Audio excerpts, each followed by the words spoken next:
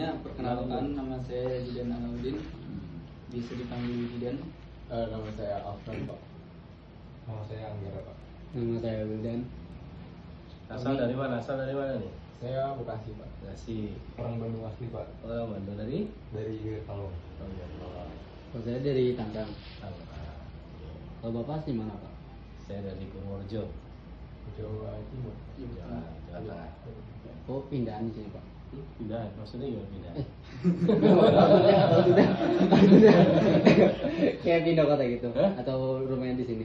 Enggak, maksudnya gini. Gimana? Aduh. Maksudnya pindah? Oh iya, merantau gitu. Nah, iya, merantau. Betul. Dan kami di sini satu jurusan, Pak. Oke. Jurusan Teknologi Informasi. Siap. Bisa kita langsung Pak. Boleh. Apa yang mau ditanya ini? Untuk yang pertama, kami akan menanyakan tentang latar belakang dari Pak Anto. Mungkin Pak Anto bisa perkenalkan lagi. Oh, perkenalan saya. Ya. Ya, nama lengkap Tri Murdananto. Panggilan Anto. Dulu di dulu STT Telkom namanya ya. Saya masuk di tahun 2000. Dulu saya masuk di D3 dan saya masih lanjut ekstensi di 2004. Selesai di 2007. Asal tadi udah sampaikan, asal dari Purworejo. Jurusan Teknik Informatika. Ya, dulu kan cuma ada 3 jurusannya, Teknik Informatika, Teknik Elektro, sama Teknik Industri. Yang satu kan STMB ya, masih terpisah gitu. Ya, alasan apa nih? Apa lagi? Kalau boleh tahu, kesibukan Pak Anto sekarang? Sibukan sekarang, saya kebetulan punya usaha ya di bidang konsultan IT, software developer dan lain sebagainya. Dia bergerak di bidang per IT-an lah bahasanya gitu. Dan kebetulan memang dari dulu sudah merintis pekerjaan di dunia itu dan membangun usaha sendiri gitu. Belum pernah bekerja untuk diri sendiri aja. Apalagi? Kalau boleh tahu, motivasi Bapak masuk jurusan informatika itu apa ya, Pak? Ya, dulu awalnya kan pada tahun ya pertengahan tahun 90-an ya, pada saat saya masih SMP lah. saya masih SMP ya, senang dengan komputer. Ya dulu dengar ya dulu ada juga STM Telkom ya, terkenal dulu STM Telkom di Purwokerto. Cuma nggak jadi masuk gitu ya. Dan ya akhirnya masuk di STM Telkom. Ya pada saat itu melihat ya beberapa jurusan yang cukup unik ya. Unik itu ya teknik informatika. Di negerinya kan dulu hanya ada di ITB dan ITS. Ya, teknik informatika itu ada ITB dan ITS. Kalaupun ada di UI itu namanya ilmu komputer dulu. IPB juga ilmu komputer, UGM juga ilmu komputer. Ya melihat sepertinya ini menjadi sebuah tren baru ya ke sini, dan informasi pada saat itu juga berkembang, udah mulai berkembang, dan ya kayaknya itu jadi bidang yang cukup inilah gitu, cukup menjanjikan gitu pada saat itu. Dan ya dan kalau era-eranya kan berubah-ubah ya, di tahun 80-an itu bidang apa, ekonomi dan sebagainya gitu kan. Eranya 90-an 2000 sepertinya di IT. Nah, itu yang mendorong untuk ngambil jurusan itu. Kalau boleh tahu itu ada pengalaman dari segi susah senangnya itu tidak, Pak? Dari sisi apa nih? Perkuliahan. Perkuliahannya. Ya, kalau perkuliahan karena memang saya ngerantau di sini terus terang dari Purworejo ke sini, merantau, tidak ada saudara, tidak ada apa ya. Sulitnya ya itu tadi ya, karena sendiri harus survive, harus bisa apa namanya ya menjaga diri untuk tetap ya menjalankan apa yang diamanahkan orang tua lah gitu. Kalau dari sisi apa bidang studi atau pelajaran sih ya so-so aja lah ya, maksudnya ya pasti ada yang susah, ada yang gampang lah ya, itu wajar lah gitu ya. Namanya kita kan nggak mungkin semuanya bisa apa ini bagus semua gitu ya. Nah, apa ya yang penting apa rata-rata saja lah gitu, rata-rata, dan memang beberapa yang seneng gitu ya itu harus dilakoni dengan baik gitu, harus dimaksimalkan lah bahasa. Kalau boleh tahu Bapak dulu aktif di organisasi atau tidak? Saya dulu aktif di SKI, dulu namanya dulu Alfat tuh sekarang dulu SKI. Kemudian saya aktif juga di himpunan dulu di HMF. Masih ada kan sekarang? Masih ada. Dulu di HMF gitu ya, dan di beberapa ya kepanitiaan lah. Memang kan senang satu ya dulu pesan orang tua sih sebenarnya memang ya tidak hanya studi gitu ya, tetapi harus bisa beraktivitas yang bisa meningkatkan soft skill. Nah kan kalau studi itu semua orang bisa, gitu. Semua orang bisa, kalau belajar itu semua orang bisa, tapi pengalaman itu tidak semua orang bisa dapatkan. Nah pengalaman itu ya tadi dari berorganisasi, kita mengenal orang, kita jadi bisa berkomunikasi dengan baik, menjalin relasi dan seterusnya. Nah itu yang menjadi nilai tambah gitu. Nah itu yang motivasi saya juga untuk tadi berorganisasi, aktif di ya, kegiatan-kegiatan kemasyarakatan gitu ya. Kebetulan punya kesempatan untuk bisa apa membantu adik-adik ya di masjid gitu, belajar TPA gitu ya, belajar Al-Quran gitu, Bapak membantu mereka lah gitu. Buat saya ya itu saya belajar bahasa Sunda di situ gitu. Ya saya belajar bahasa Sunda itu dari adik-adik itu, ada anak kecil itu gitu. Belum bisa bahasa Sunda kan? Bisa. Saya orang Sunda bisa nih. Jadi gitu ya, saya belajar bahasa Sunda dari situ gitu. Jadi itu yang kemudian membuat apa ya, dan menyenangkan gitu. Jadi nggak membosankan gitu. Kuliah kalau kemudian hanya belajar, hanya apa ya sebatas teoritik ya, itu akan membosankan gitu. Tapi kalau kemudian kita punya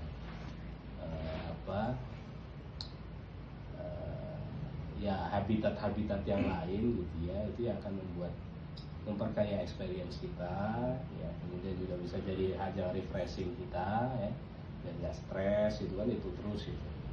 Tapi kalau banyak habitat kan kita bisa lebih banyak experience dan bisa banyak pengalaman lah. Itu mungkin. Ini kan Pak Anto kan dulu kan salah satu yang aktif di organisasi. Nah, bagaimana caranya Pak Anto ini meluangkan waktu antara belajar dengan organisasi? Ya,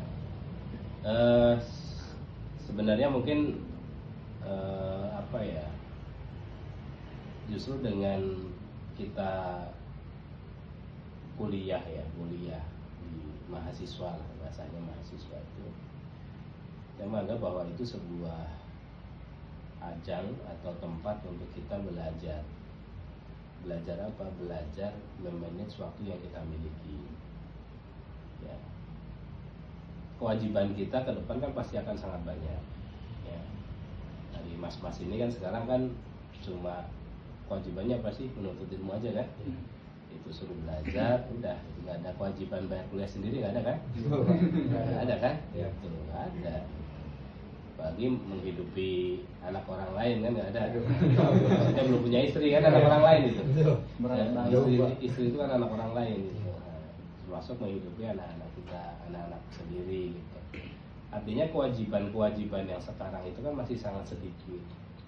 Kalau dengan kewajiban yang sedikit itu kita merasa bahwa diri kita orang paling sibuk sedunia, gimana nanti kalau sudah bekerja, gimana nanti kalau sudah berkeluarga, gitu. Maka kita tidak akan punya waktu yang banyak untuk atau punya waktu lain selain untuk diri kita sendiri gitu. Ya sedangkan ya kita tuh kan apa? Ya harus bermasyarakat gitu ya. Nggak bisa hidup sendiri kan? Gitu. Nggak bisa hidup sendiri, nanti kalau meninggal siapa yang ngurusin? Ya, malah jalan sendiri ke kuburan kan nggak mungkin. Ya, gitu. Pasti tetangganya yang ngurusin nanti gitu. Nah, bertetangga itu menjadi hal yang penting. Kalau kita nggak terbiasa bermasyarakat, bingung nanti. Ya, bingung nanti di masyarakat. Akhirnya orang banyak yang kemudian ada di perumahan gitu ya, udah nggak kenal sama tetangganya, kan banyak sekarang. Kayak gitu. Nah, begitu mati tahu-tahu udah seminggu aja gitu di dalam. Banyak kan? Banyak kan cerita-cerita seperti itu kan? Itu realita itu gitu. Nah, itu karena memang tadi tidak punya kemampuan untuk memanage waktunya gitu. Nah, justru di sini itu sebagai ajang untuk menata memanage waktu. Ya, awal-awal mungkin agak kesulitan ya, kesulitan. Kadang ada ini, kadang justru dengan tadi berbenturan tadi bagaimana kita mensiasati itu. Nah, sebagai contoh nanti kalau sudah terbiasa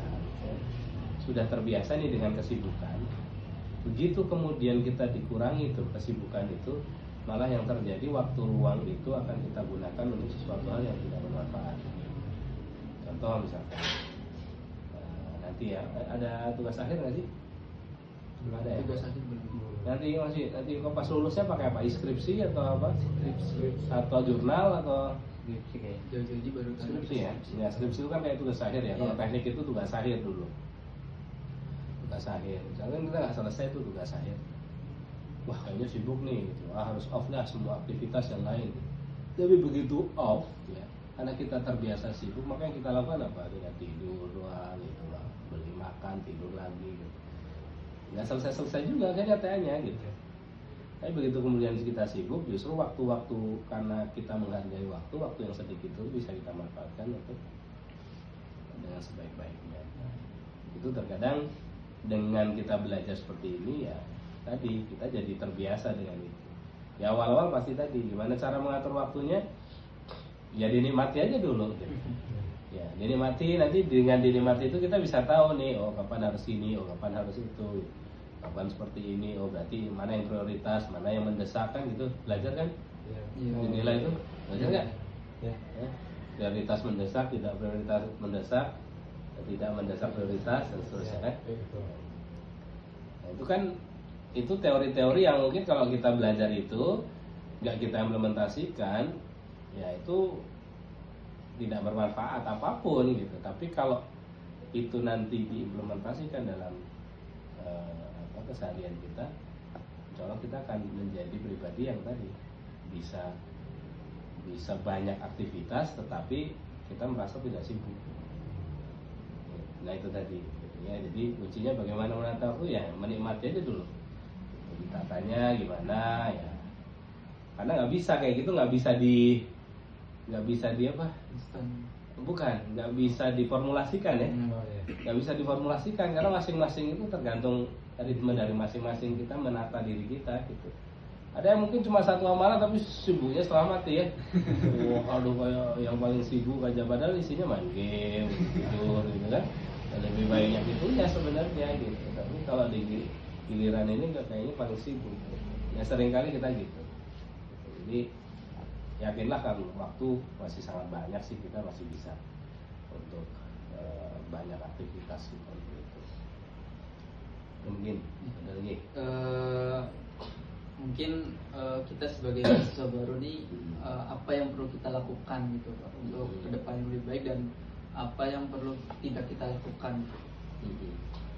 Yang pertama jelas gunakan kesempatan mas-mas semuanya ini ya sebaik-baiknya ya. Jadi waktu itu tidak bisa berulang ya, dan masa-masa untuk mengupgrade skill dan experience itu ya di waktu ini ya. Jadi jangan biarkan waktu kita itu untuk sesuatu hal yang tidak bermanfaat. Nanti itu ada waktunya gitu. Kalau sekarang itu waktunya ini dulu gitu, waktunya berakit-rakit ke hulu bahasanya gitu ya. Jadi kalau ada teman-teman misalkan yang santai-santai apa istilahnya foya-foya misalnya gitu. Ya mungkin dia keturunan orang kaya gitu ya, yang dia keluar mau lulus gak lulus gitu udah dapat warisan anak sultan kan gitu. Ya kalau yang bukan anak sultan ya jangan niru yang itu gitu. Yang bukan anak sultan ya harus bagaimana di waktu mahasiswa ini menempa dirinya untuk bisa memperbanyak skill. Sekarang itu yang dibutuhkan skill, ya. Jadi oke lah katakanlah kalau IPK dan sebagainya itu sebagai syarat administratif ya kalau di Indonesia ya. Kalau sekarang kan nyari kerjaan nggak harus di Indonesia, ya bisa remote gitu maksudnya. Ya tetap tinggal di sini tetap bisa remote gitu. Atau mungkin bisa hijrah keluar gitu, cari kerja di luar. Ya, jadi jangan batasi cari kerjanya di Indonesia gitu. Kalau cari kerja di Indonesia terbatas gitu, apalagi cari. Belum berpikir bahwa bikin, ya kan? Harusnya berpikir bikin pekerjaan gitu, yang kemudian bisa menampung sumber daya manusia yang lain. Nah untuk itu perlu eksplorasi yang luar biasa gitu. Jadi gunakan waktu mas-mas semuanya ini itu sebaik-baiknya untuk eksplorasi. Ya. Skill itu, ya kalau boleh dibilang jangan model istilahnya apa ya, tahu luas tetapi hanya permukaan saja. Ya. Itu mungkin bisa di beberapa hal itu bisa berjalan gitu. Tetapi sebaiknya ya tahu nggak perlu terlalu luas ya, tetapi ada satu bidang yang kemudian itu kita dalami sampai dalam. Ya. Jadi jangan istilahnya wah serba tahu tapi cuma atas-atasnya aja nih gitu. Ya, dia nggak punya skill sampai mendalam gitu. Boleh itu boleh, tapi harus ada satu ya yang dia punya kemampuan itu benar-benar sampai expert. Ya. Itu yang nanti akan bisa terpakai itu di dunia kerja. Yang pertama kaitannya dengan skill tadi. Jadi jangan pernah gunakan waktunya untuk berleha-leha lah, nanti leha-lehanya nanti kalau udah gajinya $50.000 sebulan gitu kan. Nah itu baru udah mau jungkir balik mau ngapa-ngapain juga silahkan gitu. Wah santai-santai ya gitu. Ya dia kan mengurusi hidupnya sendiri gitu kan. Kita ya syukur-syukur kita bisa ajak dia untuk bareng-bareng kan. Ya, tapi kalau nggak mau ya mungkin dia anak sultan jadi bebas gitu kan. Ya kalau yang bukan anak sultan kan harus apa istilahnya sih? Apa sih ya? Merintis. Jadi merintis gitu. Nah, kita merintis ya nggak bisa gitu. Ya. Gitu mungkin lagi nggak? Dari saya Pak. Ya boleh. Banyak banget Pak yang bilang kayak ngapain sih belajar coding kan sekarang ada AI gitu. Tapi kalau dari pandangan Bapak sendiri gimana? Ya kalau pandangan saya sebenarnya gini, sebenarnya AI itu kan juga hasil coding. Iya. Gitu. AI itu juga hasil coding, artinya coding itu menjadi basis utama untuk ya kita bisa membuat beberapa produk ya ke depan gitu yang berkaitan dengan teknologi informasi. Ya. Jadi kemajuan apapun, apakah ada yang lebih canggih dari AI? Kira-kira? Belum ada. Ya. Kira-kira bakal ada yang lebih canggih dari AI nggak? Pasti ada. Pasti ada kan? Nah itu butuh coding nggak? Butuh. Ya, butuh coding pasti. Nah kalau kita tidak mempunyai dasar itu, ya tidak punya basic-basic tentang teknologi itu, ya, maka ya kita tidak akan bisa siap manakala hal tersebut nanti ada. Emang AI bisa melakukan semuanya? Ya, tidak kan? Gitu. Terbatas, semuanya itu terbatas. Ya, terbatas. AI pun dia tidak bisa melakukan segala hal gitu. Perlu tetap manusia ini menjadi sebuah objek yang sangat luar biasa gitu, melebihi apapun. Yang nggak akan bisa lah itu menandingi manusia lah gitu. Walaupun mungkin dari sisi endurance, kalau itu kan AI itu kan lebih dari sisi endurance, ketelitian mungkin ya, tapi kalau dari sisi pekerjaan apapun gitu ya nggak bisa gitu, sampai sekarang mungkin belum bisa gitu. dan itu tetap butuh coding ya. Ya, dari informasi. Nah pertanyaannya sekarang kadang kan gini, kita itu kan mempelajari sesuatu yang sudah berkembang, itu sebenarnya keliru. Kita coding, ya misalnya coding AI gitu ya. Nah AI-nya udah maju, udah ada nih AI-nya gitu. Nah kalau kita ngejar ini ya tadi ketinggalan dong kita. Harusnya kita ngejar yang di atas ini dong gitu. Jadi kita mempersiapkan codingan kita itu yang di atas produk AI ini gitu. Biar kita nggak ketinggalan gitu. Kan kalau kita gitu ya seringnya ya gitu. Wah ya AI nih lagi zamannya AI, belajar AI. Ya ketinggalan dong gitu. Ya, harusnya ya, pada saat AI baru mau dirintis itu udah di situ kita. Nah, ini sekarang apa nih yang kira-kira baru mau lumayan hot nih misalkan dari setelah AI ini. Nah, itu yang kita pelajari di situ coding-codingan itu. Ya, kalau terlambat ya tadi makanya sempat muncul itu ngapain gitu. Ya iya bener ngapain, kalau ngapain belajar coding untuk bikin AI. Nah AI-nya udah ada gitu. Ya kan? AI-nya udah ada gitu. Makanya AI kan sebenarnya beragam ya. Kalau kita kan sekarang kalau identik AI itu pasti ChatGPT kan AI gitu. Padahal kan AI banyak banget gitu. Apapun bisa dibuat AI gitu lah bahasanya gitu. Apapun bisa dikembangkan menjadi sebuah AI. Ya, di bidang kesehatan, di bidang pertanian misalkan gitu ya. Itu semuanya bisa dibuat AI. Nah, apa yang lebih canggih dari AI? Nah, itu yang dipelajari, silahkan. Gimana apa gitu. Kalau saya kan sebagai pelaku usaha ya dimana usernya pengen AI gitu ya, saya pelajari AI dong gitu. Ya kan, tapi kalau anda ini kan sebagai istilahnya ya sekarang kan statusnya belum jelas nih gitu. Iya kan?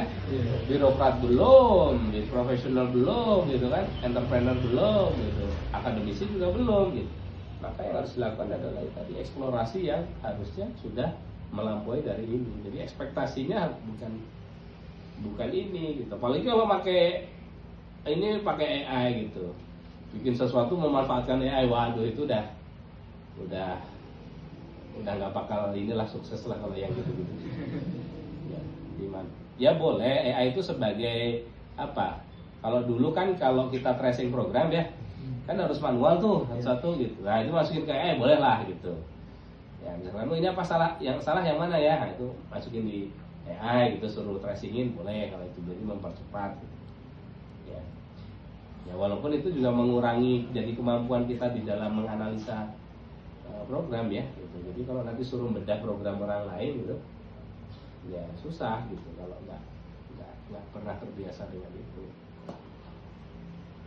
Jadi masih oke lah, harus ya teknologi informasi harus coding kan tuh. Itu kalau nggak coding ya gimana, masa belajar from AI itu nggak perlu masuk kuliah itu mah. Belajar from AI mah cukup kursus aja itu. Kursus digital itu kan belajar itu bagaimana bikin prompt gitu. Itu ada lagi nggak? Mungkin dari saya terakhir ini Pak, pesan untuk kita sebagai mahasiswa baru untuk kedepannya lebih baik itu bagaimana? Ya pesan saya untuk generasi sekarang ya tadi sebenarnya Mas ini dianugerahi sebuah intelijensia yang luar biasa. Tentunya peluang untuk menjadi suksesnya itu lebih besar sebenarnya gitu ya. Tetapi kadang memang kalau saya lihat sih bukan bawaan ya, tetapi lingkungan mas-mas semua ini, generasi mas-mas ini yang kemudian membuat menjadi pribadi-pribadi yang mungkin berbeda ya, dengan pribadi-pribadi yang sebelumnya, atau mungkin karena kemajuan teknologi yang sudah luar biasa sehingga membuat generasi mas-mas ini menjadi generasi yang terlena gitu. bahasanya kan mager gitu ya, itu kan bahasa-bahasa yang muncul di generasi Z kan, gitu, generasi rebahan gitu. Nah itu kan bukan sesuatu, justru bukan sebuah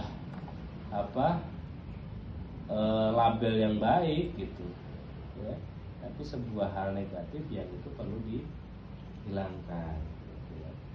Ya, maka perbaikilah itu. Yang kedua, attitude ya, itu menjadi hal yang tadi saya ulang-ulang terus barangkali gitu ya, tapi karena memang fokusnya di situ, dan saya merasakan betul gitu beberapa perekrutan misalkan pegawai gitu ya, Gen Z gitu ya, yang punten gitu kan, songongnya luar biasa gitu ya, minta gaji berapa? 10 juta gitu, dites nggak bisa apa-apa gitu. Ini apa yang dijual kan gitu, dia nilai dia 10 juta itu dari apanya kan gitu.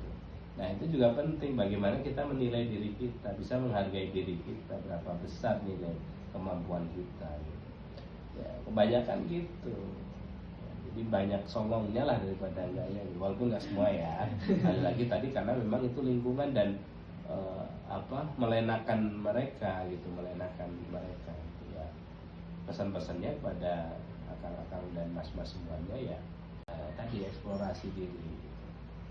Yang kedua tentunya ya nikmati ya waktu-waktu ini itu dengan sebaik-baiknya ya. Jadi maksud saya gini, semua manusia itu kan pasti ada permasalahan gitu ya. Ya sekarang yang dihadapi masing-masing ini pasti permasalahannya beda-beda nih gitu. Nah kalau kita fokus kepada permasalahan itu, maka yang terjadi biasanya kita stres ya, depresi dan sebagainya. Tapi kalau kita bisa menikmati permasalahan itu, maka kita bisa menjadikan permasalahan itu tangga untuk kita naik kelas ya, tangga untuk kita naik kelas. Jadi waktu nggak boleh disia-siakan, eksplorasi ya, digunakan sebagai eksplorasi diri. Yang ketiga nikmati ya, nikmati saat-saat seperti ini ya.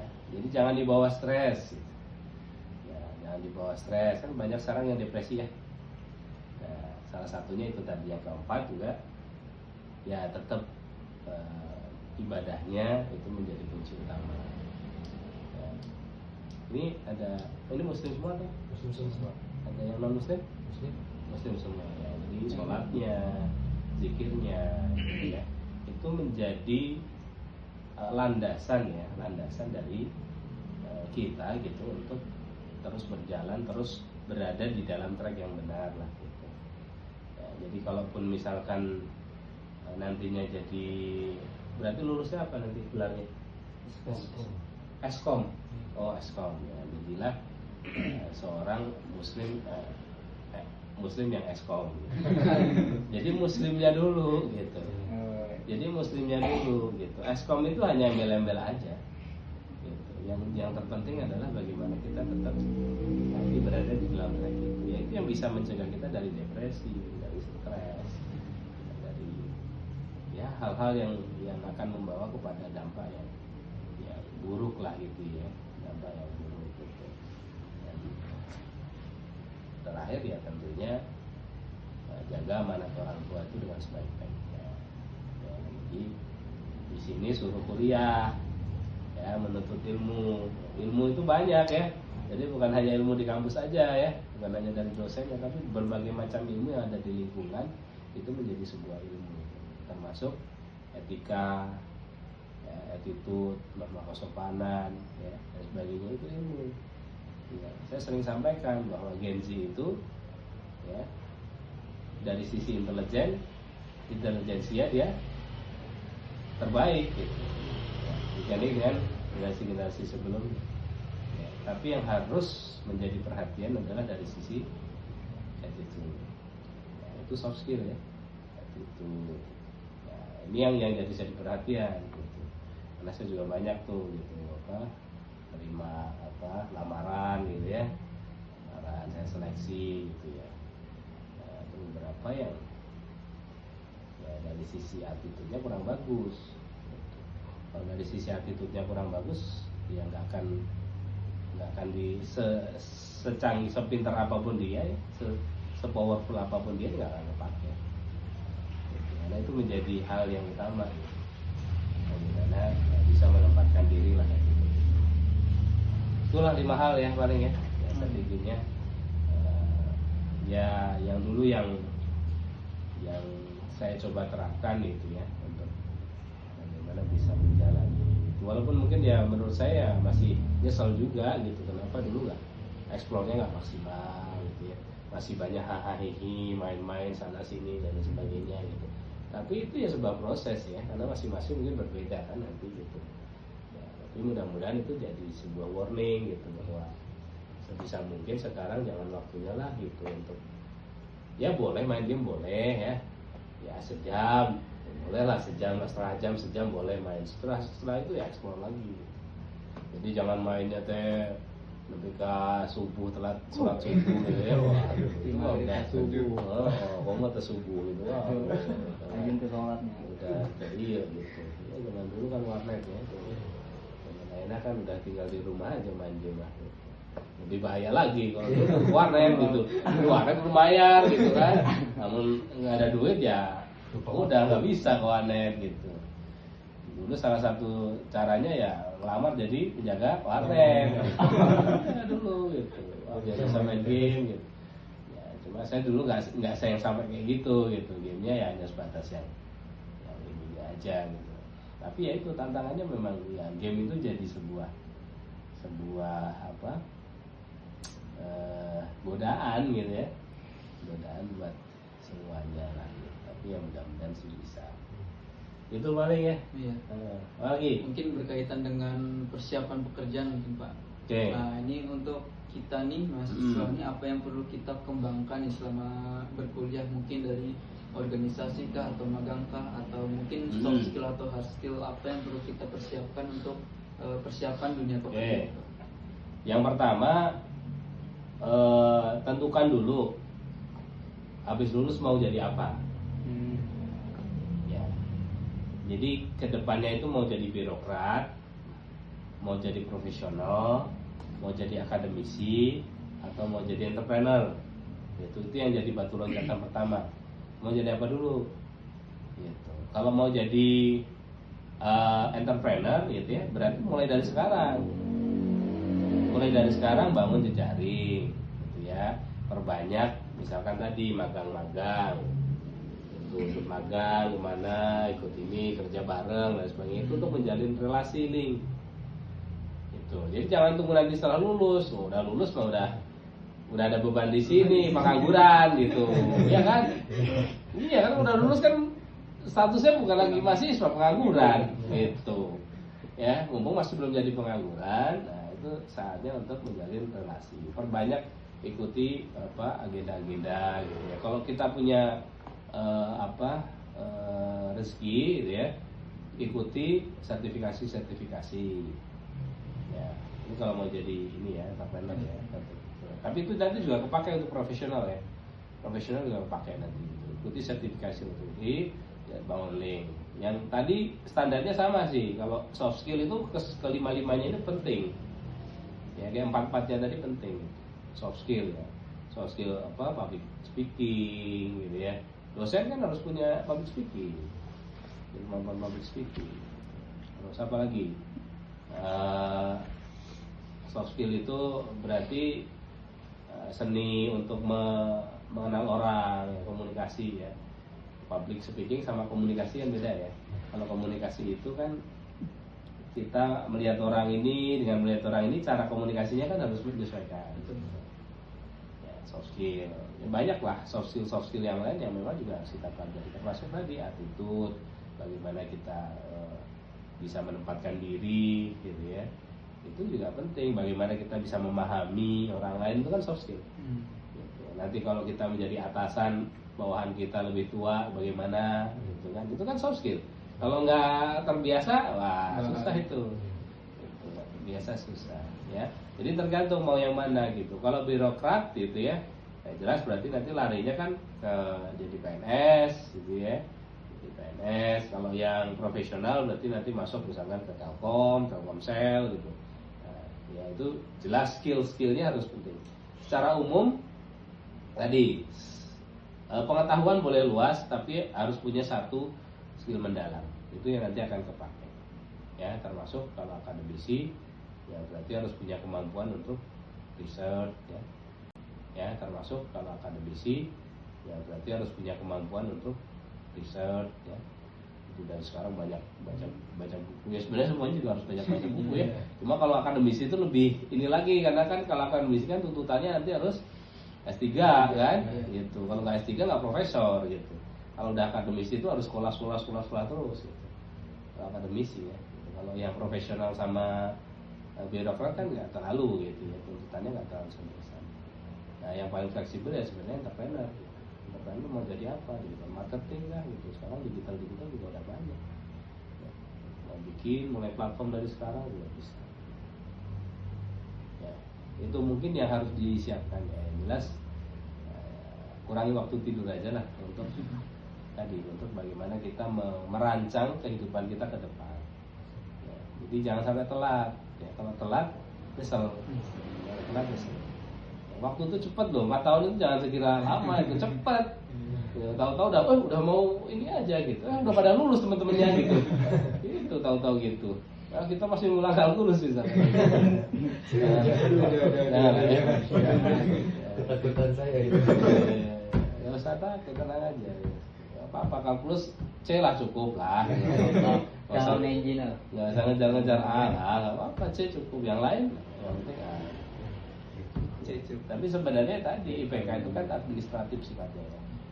Administratif, sangat-sangat administratif itu. Yang terpenting adalah skill sebenarnya. Ya, tapi kalau mau jadi birokrat ya, kalau tidak 3,25 ya nggak akan bisa. Ya. Karena kan harus daftarnya harus itu dulu, itu jadi screening pertamanya gitu. Ya, kalau yang lain entrepreneur mah 2 koma ya bisa-bisa aja kalau entrepreneur mah gitu. Ya, tapi ya kita ngejarnya tetap tadi satu, tanggung jawabnya kan ke orang tua juga ya. Jadi orang tua, kita membanggakan orang tua juga itu jadi hal yang jadi ibadah lah bahasanya gitu ya. Membanggakan orang tua, umlaut gitu kan seneng kan orang tua. Tapi yang terpenting juga ke dalam diri kita juga, kita punya skill. Kumlot tapi berskill gitu. Jangan sampai kumlot tapi nggak punya skill apa-apa. Nah, itu kasihan lah nanti antum gitu. Itu ya. Mungkin yang dari saya terakhir, pesan untuk kita mahasiswa. Saya mau nambahin satu dulu. Oh boleh. Silakan. Dulu ya. Ya gimana? Saya mau nanya ini Pak, kan sempat dibahas waktu di perkuliahan pendidikan karakter tentang masa depan karena sekarang teknologi terus maju. Oke. Nah dengan jurusan kita ini teknologi informasi, apakah nanti kedepannya sulit atau riskan gitu mencari pekerjaan? Bagaimana Pak? Ya sebenarnya semua bidang apapun ya itu tergantung dari orangnya. Ya. Tergantung dari orangnya. Sekarang saya tanya, ada bidang yang mungkin dulu maju, terus sekarang nggak terlalu maju, ada nggak? Ada. Apa bidang apa? Hukum ini Pak. Hukum. Tapi ada nggak orang yang lulusan hukum sekarang sukses? Banyak kan? Banyak banget. Iya justru Ya. itu makanya. Benar. Makanya jadi tidak tergantung pada bidangnya, tetapi pada orangnya. Karena tadi makanya saya tekankan bahwa orang tersebut harus punya skill yang membedakan skill satu orang dengan orang yang lain, sama-sama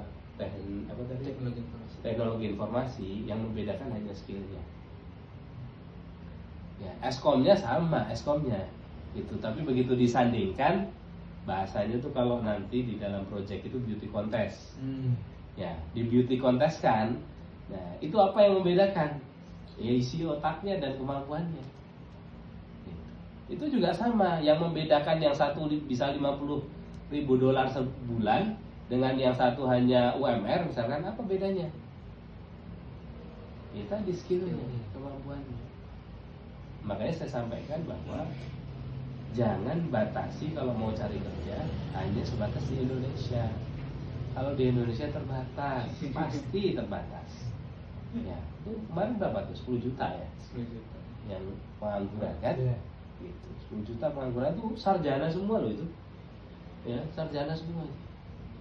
Nah, makanya kan sekarang sudah eranya sudah teknologi informasi, justru eranya itu nggak ada sekat lagi. Gitu. Jadi pekerjaan itu bisa kita lakukan di mana saja dan dapat order dari mana saja. Nah, itu yang harus pelajari sekarang. Gitu. Gimana sih saya caranya bisa dapat kerjaan di luar negeri misalnya. Terus apa kebutuhan apa saja yang saat ini ya, diperlukan oleh perusahaan-perusahaan tadi gitu. Ya, itu yang kemudian harus dilihat tuh. Nah, web-web apa saja yang menawarkan pekerjaan secara remote gitu. Terus kompetensi apa yang harus dimiliki untuk kita bisa mendapatkan pekerjaan-pekerjaan yang remote itu. Nah, itu yang harus banyak dicari tuh. Nah, dari situ berbekal itu kita perdalam itu semuanya. Termasuk bagaimana kita melihat ke depan kan, AI gitu kan, data analisis gitu kan, itu masih menjadi barang-barang yang bahkan hot itu gitu, barang-barang yang bisa hot gitu masih ke depan. Jadi nggak perlu risau dengan masihkah bidang kita ini laku di depan ya. Secara ini teknologi informasi pasti masih akan berkembang.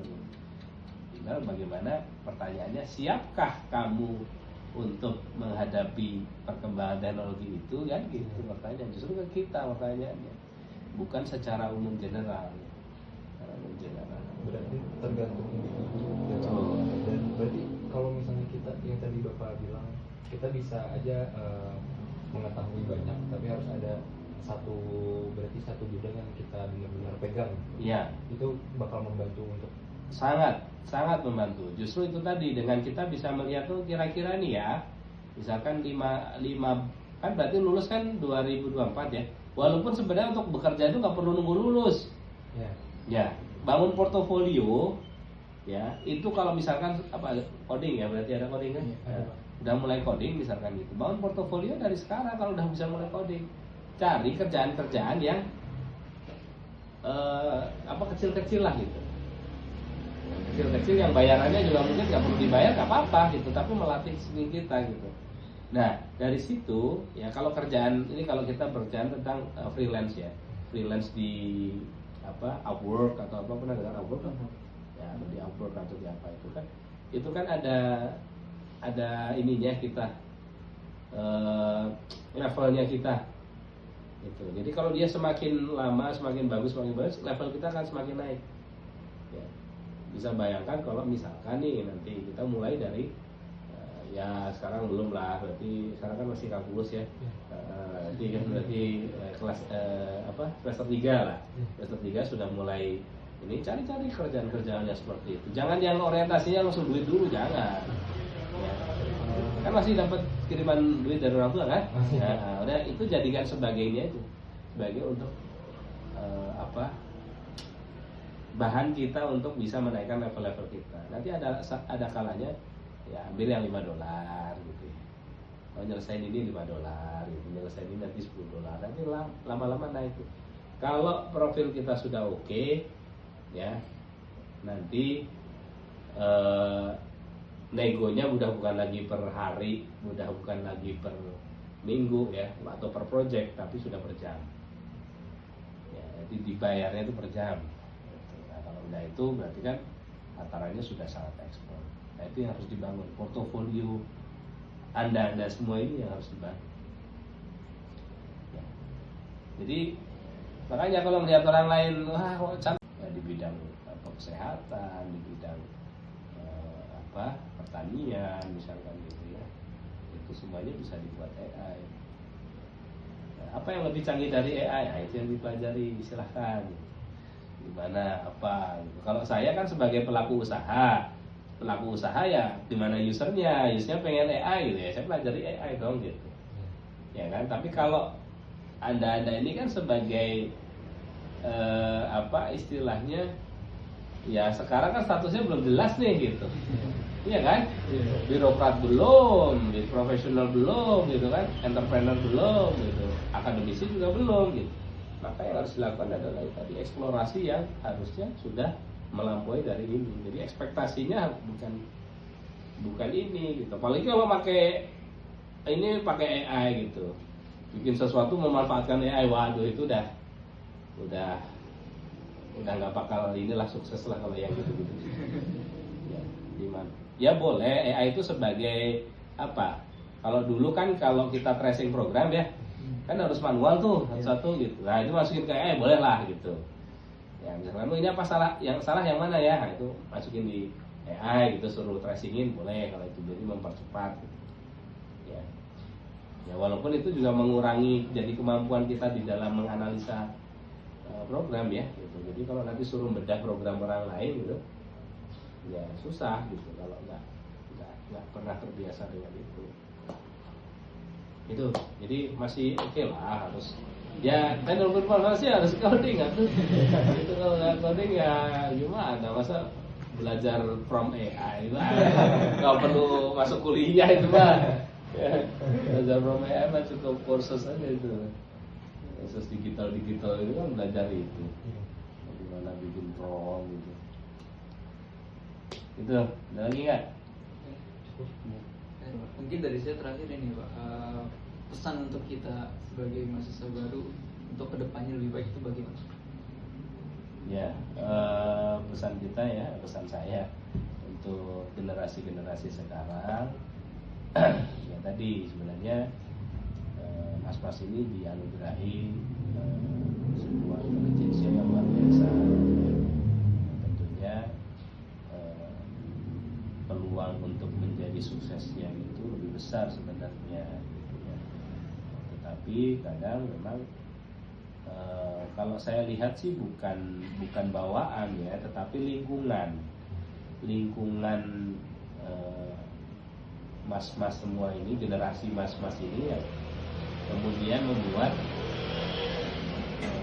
menjadi pribadi-pribadi yang mungkin berbeda ya, dengan pribadi-pribadi yang sebelumnya, atau mungkin karena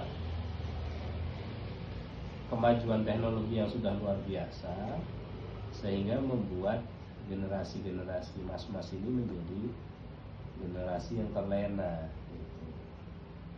Bahasanya kan mager gitu ya, itu kan bahasa-bahasa yang muncul di generasi Z kan gitu, generasi rebahan gitu.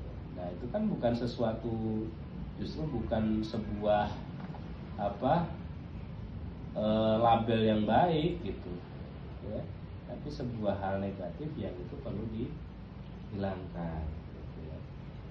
Maka perbaikilah itu. Yang kedua attitude menjadi hal yang tadi saya ulang-ulang terus barangkali gitu ya, tapi karena memang fokusnya di situ, dan saya merasakan betul gitu beberapa perekrutan misalkan pegawai gitu ya, Gen Z gitu ya, yang punten gitu kan, songongnya luar biasa gitu ya. Kita gaji berapa? 2 juta, itu dites nggak bisa apa-apa gitu. Ini apa yang dijual kan gitu. Dia nilai dia 10 juta itu dari apanya kan gitu. Nah itu juga penting, bagaimana kita menilai diri kita, bisa menghargai diri kita, berapa besar nilai kemampuan kita gitu. Ya, kebanyakan gitu. Jadi banyak songongnya lah daripada enggaknya, walaupun nggak semua ya. Sekali lagi tadi karena memang itu lingkungan dan melenakan mereka gitu ya. Pesan-pesannya kepada akang-akang dan mas-mas semuanya ya, ya teruslah menjadi pribadi-pribadi yang baik gitu ya, baik dari sisi kepribadiannya, kalau bahasa kitanya kan akhlak ya, dari sisi akhlaknya maupun dari sisi kemampuan profesionalitasnya. Ya itu yang menjadi bekal nanti ke depan. Ya, nggak akan ada yang ngalahin lah kalau itunya semuanya positif sih. Insya Allah nggak akan ada yang ngalahin. Ya, tapi kalau salah satunya saja tidak punya, ya maka ya kalaupun kemudian bisa mencapai sesuatu bukan capaian yang terbaik gitu. Tapi mumpung masih tingkat semester 1 ya, masih baru banget gitu. Jalannya masih panjang, dan tadi pesan saya ya, jangan sia-siakan waktunya. Ya. Nanti kalau mau leha-leha nanti lah kalau sudah sukses ya, sukses dunia ya. Sukses akhiratnya kan belum. Nah, tapi itu juga harus mesti dipersiapkan sukses, karena kan dunia ya hanya 63 tahun ya kan. 63 tahun, nah, kalau akhirat kan seumur hidup nanti kekal gitu ya. Jadi jangan pernah lupakan itu juga. Pesannya sih seperti itu mungkin. Gitu. Cukup? Cukup. Ya, alhamdulillah. Saya perwakilan dari teman-teman sekalian mengucapkan terima kasih atas waktu Pak Anto yang diluangkan untuk kami. Ya, cukup sekian dari kami. Terima kasih Bapak. Sama-sama. Ini nanti diedit kan ya? Yang nggak pantas-pantas dibuang aja kan? Ya, yang obrolan ini mah dibuang aja. Jadi biar tetap bisa sesuai. Tugas apa emang ini? Pendidikan karakter. Pendidikan karakter ya. Bapak seangkatan enggak sama dosen kita? Siapa namanya? Pak Anggis. Oh, nggak kenal saya. Itu yang enggak. Emang tadi juga dia. Iya katanya. Iya kan? Bagus. Anggis. Ada jurusannya sih. Kan ini Bapak kita. Iya. Ya, kayaknya junior saya kayaknya. Banyak dosen-dosen sini yang junior saya. Oh. Ya ini udah ketuaan gitu. Kalau yang angkatan saya itu siapa ya? Kalau ekstensinya kalau IF. Nah, yang paling tua itu Siapa Budi ya? Indonesia. Iya. kalau yang ini kalau Mahmud, kenal Mahmud? Enggak Pak. Mahmud itu kaprodi sekarang kalau nggak salah atau ya. Ya masih dosen-dosen umum sih ya, jadi banyak kan mata kuliah umum soalnya masih ya. Nah, jadi masih belum terlalu kenal ya. Paling nanti kalau sudah mulai semester 3 lah, semester 3 tuh udah mulai mata kuliahnya kan udah mata kuliah khusus semuanya itu. Ya mudah-mudahan lancar, diberikan kemudahan dalam kuliahnya ya. Dan ya bisa sukses lah sesuai dengan yang diharapkan nanti. Amin.